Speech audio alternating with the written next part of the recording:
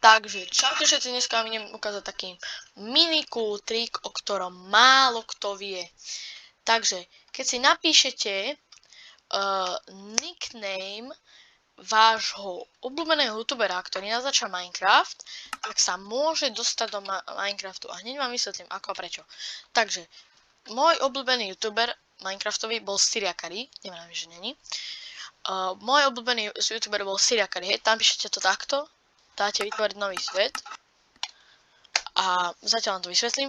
Takže napríklad takí populárnejší sú Dream a PewDiePie. A prečo sa dostali do Minecraftu? No, lebo našli niečo, čo ostatní našli a je to dosť riadne vzácne. Takže, ako viete, Syriakari našiel, čo to bolo? V pyramíde našiel dve enchantované zlaté jablka.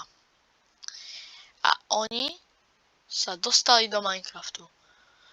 Takže, tuto, vlastne ja som vám to ešte nepovedal, nevadí, ukážem vám ako. Takže, keď pôjdeme do tejto pyramídy, tak tu by mali byť dve enchantované zlaté jablka a dve a jedno. Aha, dobre, nie sú tu, nevadí. Poviem vám, prečo tu nie sú. No, keďže sú updaty a pridávali nové, akože, biomy, štruktúry, tak vlastne zničili tento seed. Ale ak pôjdete na staršiu verziu, tak tam bude určite toto.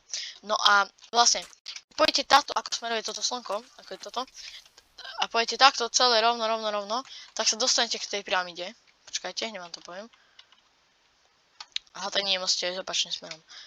Nevadí. Pôjdete opačným smerom, tak sa dostanete ku tej pyramíde. A ďakujem za vašu pozornosť, vyhľadajte si vašich youtuberov obľúbených, ktorí sú populárnejší a